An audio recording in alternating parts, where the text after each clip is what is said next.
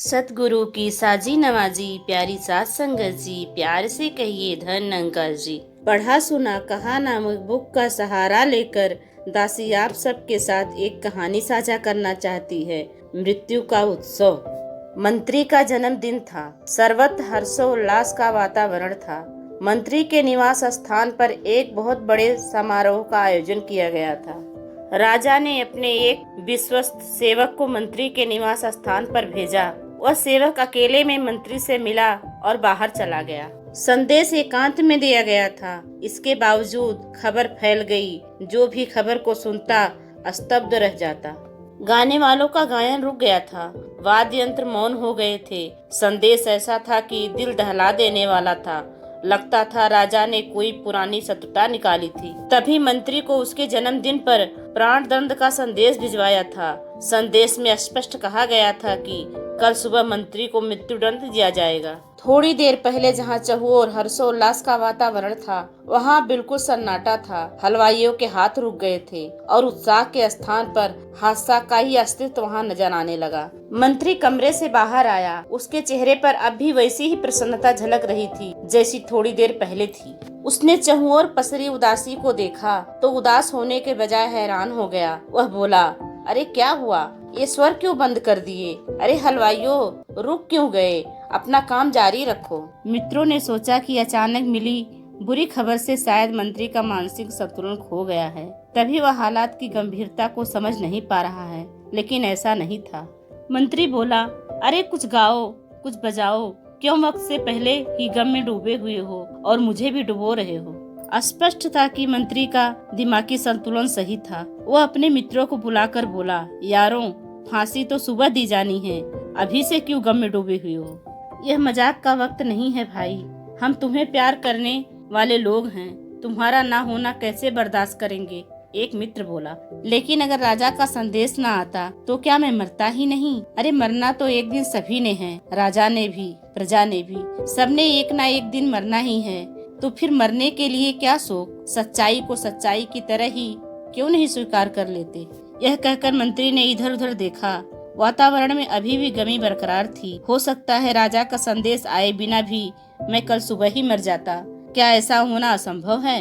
मंत्री ने एक मित्र से पूछा। हाँ, ऐसा हो सकता था, लेकिन उसका संदेश तो नहीं मिलना था।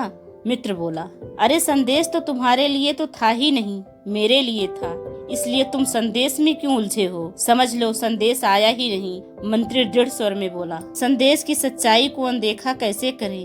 मित्र बोले, देखो भाई, मेरे जीवन के अब 10-12 घंटे ही शेष हैं। इन्हें गम में मत डुबाओ। जब तक मैं हूँ तब तक तो यह गीत, संगीत, नृत्य जारी रखना चाहिए। जब मैं ना रहूं तब जो चाहे करना। अभी तो कम से कम मेरी बात मानो। वक्त बहुत रहा होता तो गम भी उठा सकते थे, लेकिन अब तो वक्त बचा ही नहीं। मेरे जीवन पथ का अंतिम चरण खुशी के फूलों से सजाओ, गम के कांटों से नहीं। मंत्री बोला। मगर लोग सहज नहीं हो पा रहे थे। मन की अवस्था उनके नियंत्रण में नहीं थी। अरे गम ही सही, गम को भी खुशी से मनाओ। जब खुशी को खुशी से मनाते हो तो गम को भी वैसे ही क्यों नहीं स्वीकार कर लेते? आखिर खुशी को और गम दोनों देने वाला तो एक ही है, ईश्वर। राजा तो सिर्फ माध्यम है। मंत्री मुस्कुराकर बोला, आओ हम सब गम का संदेश भी खुशी से स्वीकार करें, जैसा कि खुशी के संदेश को पाकर स्वीकार करते हैं। यह कहकर मंत्री स्वयं गायकों के पास चला गया और स्वयं गाने लगा।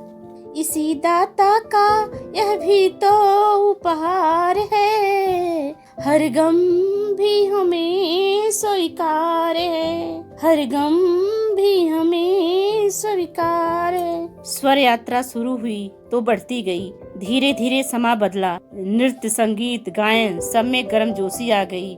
हलवाई भी व्यस्त हो गए। राजा ने पुनः अपना संदेश वाहक यह जानने के लिए भेजा कि वहाँ का गम का सागर कैसा बह रहा है। राजा भली भांति जानता था कि मृत्यु से भी ज्यादा मृत्यु की सूचना भयानक होती है। मृत्यु आती है और ले जाती है, वक्त होता ही नहीं शोक करने का, लेकिन संदेश तो भीतर तक हिला देता है। राजा मंत्री को उसी तरह हिला देना चाहता था, लेकिन मंत्री सामान्य मानव नहीं था। राजा के संदेश वाहक ने देखा, वहाँ तो रस यात्रा जारी है, वही गाने के स्वर, वही नृत्य की आवाजें। वह आश्चर्यचकित हुआ और लौटकर राजा से बोला, अन्नदाता, वहाँ गम की कोई स्थिति ही नहीं है। उसी तरह जन्मदिन का समारोह चल रहा है जैसे पहले चल रहा था। असंभव, राजा हैरानी के स्वर में बोला। क्या मेरी आज्ञा तुमने मंत्री तक नहीं पहुंचाई थी? भली प्रकार पहुंचा दी थी। सिर्फ जुबानी जुबानी नहीं, लिखित संदेश भी दिया था। यह हमारा मंत्री कोई सामान्य व्यक्ति नहीं है, अन्यथा इस समय तो वहाँ सन्नाटा पसरा रहता और मंत्री मृत्यु से पहले ही मृत्यु के गम में मर जाता। राजा बोला। आप सत्य कहते हैं महाराज, संदेश वाहक बोला। अब उसे मृत्यु दंड देने का क्या लाभ, जो मृत्यु से डरता ही नहीं। उसके लिए तो मृत्यु दंड का भय बेकार है। कहकर राजा कुछ रुका।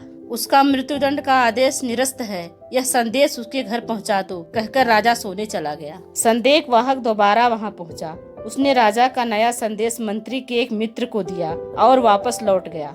मगर संदेश पढ़ने की फुर्सत वहाँ किसी को नहीं थी। वहाँ उत्सव चल रहा था, मृत्यु को जीवन के समान मनाने का उत्सव। मृत्यु और जीवन को एक जैसा समझना ब्रह्मज्ञानी होने की पहचान है। ब्रह्मज्ञानी क्योंकि सदैव प्रभु से जुड़े रहते हैं, इसलिए वे जन्म मृत्यु के फेर में नहीं पड़ते। धन निरंकार जी।